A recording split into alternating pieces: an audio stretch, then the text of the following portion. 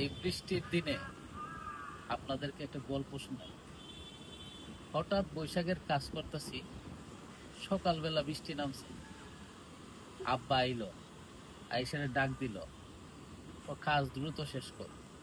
শেষ করে উঠলাম, হাতে দেখলাম একটা শার্ট আর একটা প্যান্ট। মনে করুন যে এই শার্টটা আর প্যান্টের ভিতরে আপনি আমার মতো আরো 8-10 জন ঢুকতে পারবো, এত ঢিলা। যাই হোক, পড়লাম, পড়ার পরে ওই বলতেছে যে আজকেই তোর বিয়া। আমি তো জিব্রার মধ্যে কামড় মেরে দিছি, কি বলে আজকেই বিয়া? যাই হোক, বিয়া বললা কথা। গেলাম, বিয়া করে লই এলাম, লই সেটা দেখলাম বউ, হারি সর্বনাশ, যে সুন্দর বউ। আর কি অবস্থা, বিনোদনের অন্য কোনো মাধ্যমই নাই। বউর দ্বারা সারাদিন ওই বই থাকতাম। তখন তো বিনোদনের লাগে মোবাইল আর টিভি আছে। আগের দিনও মোবাইল আর টিভি আছে, বিনোদনের লাগিয়া বই যথেষ্ট। ওকে।